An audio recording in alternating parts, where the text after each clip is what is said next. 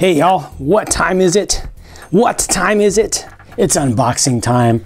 Got this new vehicle in. Well, it's not entirely a new vehicle. It's pretty much an existing vehicle with a different body on it. So why get it? Why not? It looks flippin' cool. Let's check it out. This is basically a Slash, two-wheel drive Slash. And this is I always confuse Robbie and Bobby. Robbie Gordon Dakar edition. That is crap.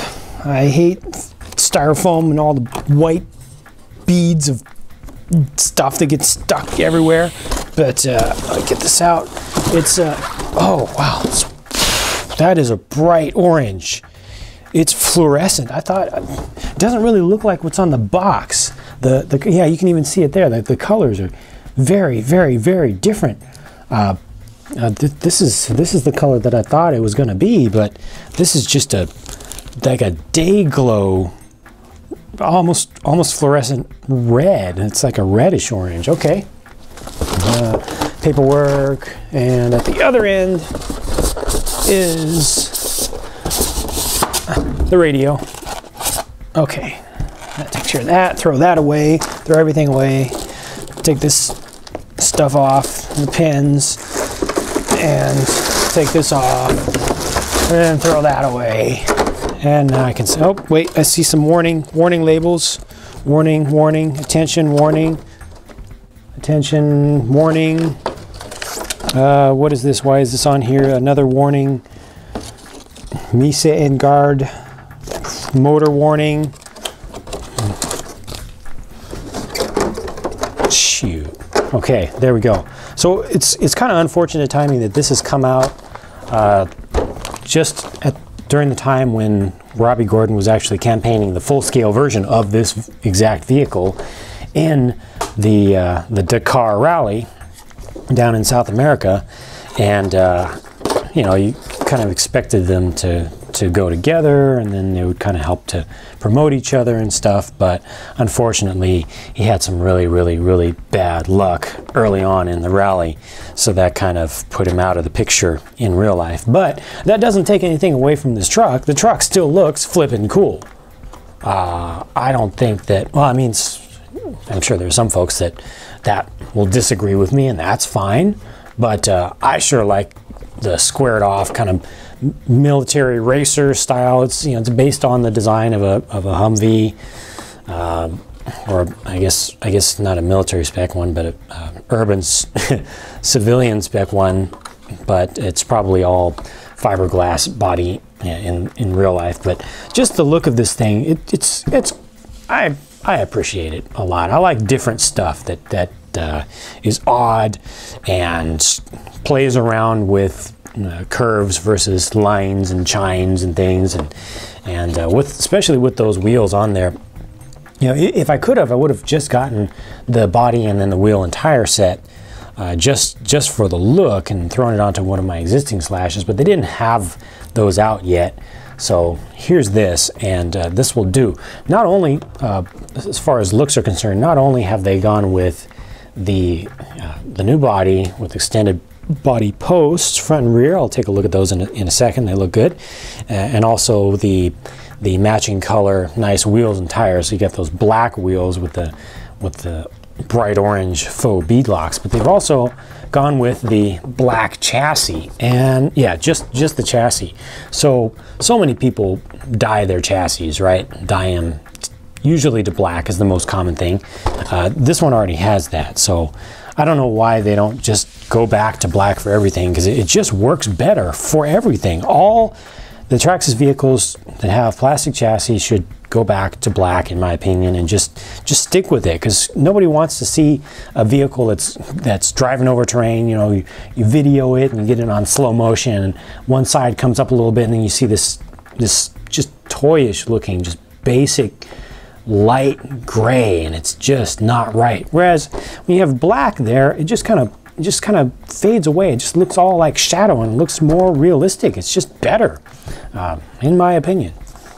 The radio set that comes with this thing is the new El Cheapo, the very definition of the new El Cheapo. This is TQI.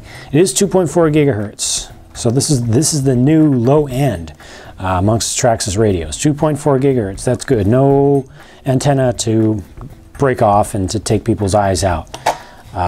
Looks like it no longer, the new ones don't have the 70-30, 50-50 setting anymore. I don't see it anywhere.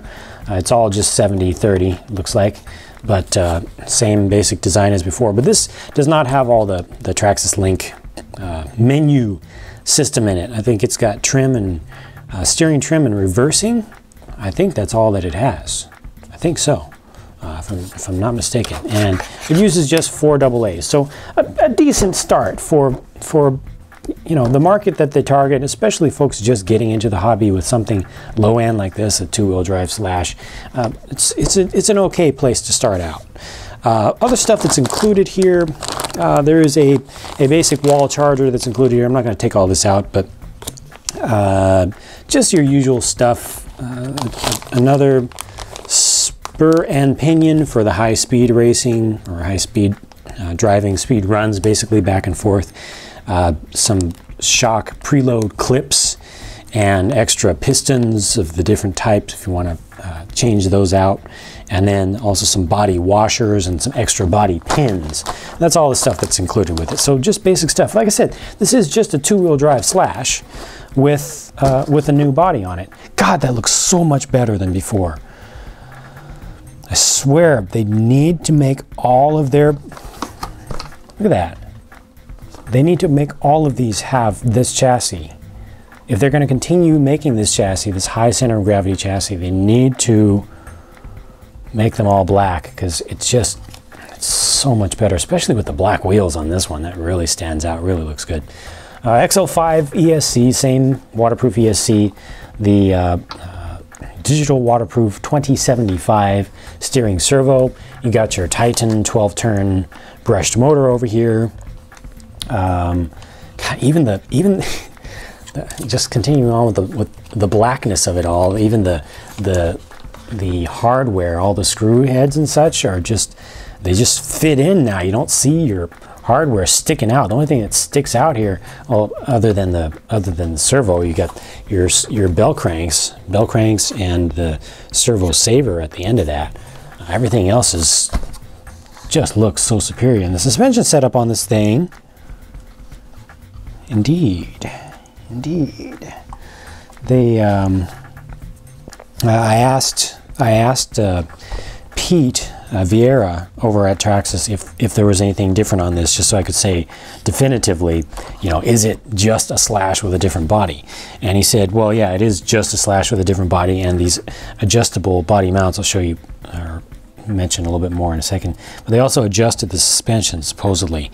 So the box stock suspension setup of this is supposed to be a little bit stiffer than standard for the slash 2-wheel drive, and they did that by just moving, I believe they just moved the rear shocks out on the arms a little bit, but still have a decent amount of droop there, and it's just a little bit stiffer on the up travel of the shocks. I think it might be a little bit better setup. He said the reason that they did that is that the new body is so big and has so much weight up top that the truck was just rolling too much in turns with the standard setup. The shocks are filled really well too. Ooh. I don't feel okay, that one has the tiniest bit of air in it. Nothing here, nothing here, nothing there. Really well built shocks. So, you know, I'll go out and have some fun with my new truck. Just drive around in box stock form for now, you know. It does have a battery.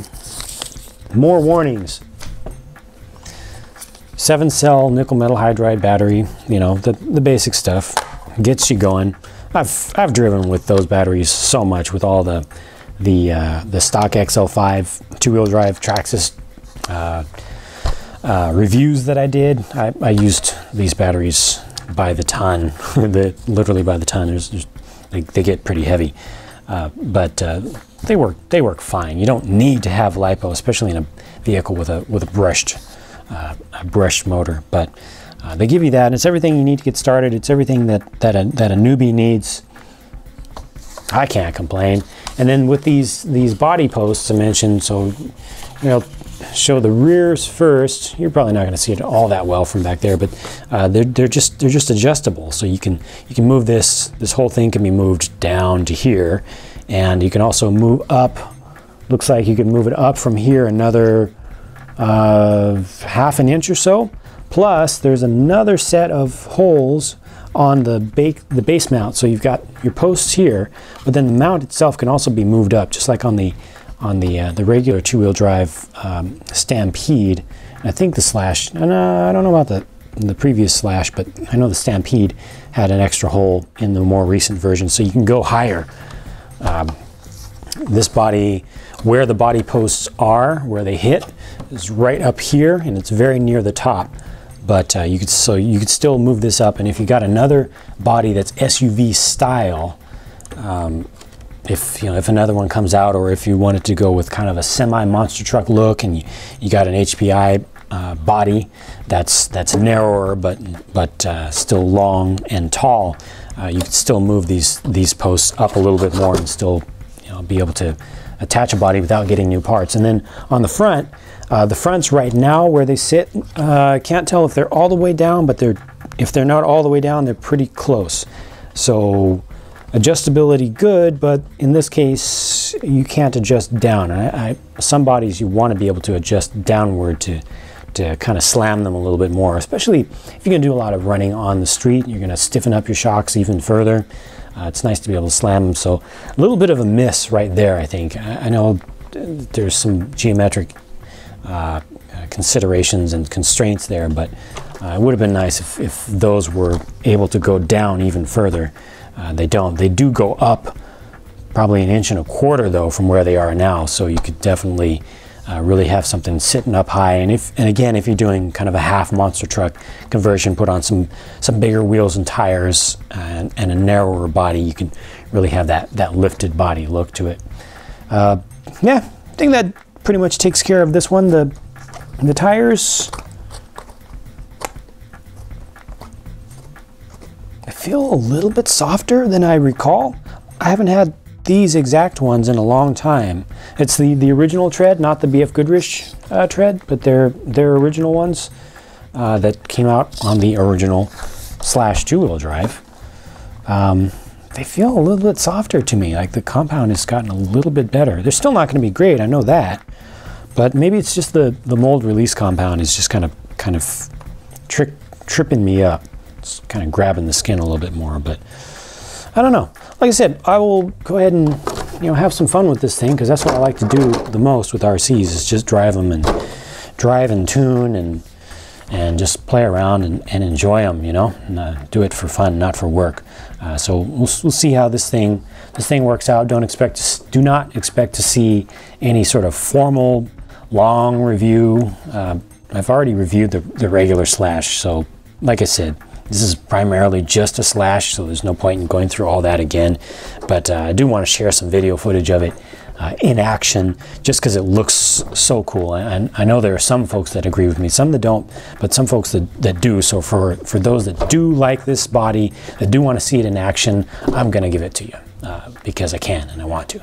So that's it for this video, just unboxing the Traxxas Slash Robby Gordon edition. They also make this in a black version. There's a thread on URC, or you can actually go to Traxxas's own main page for this. You can see the black body.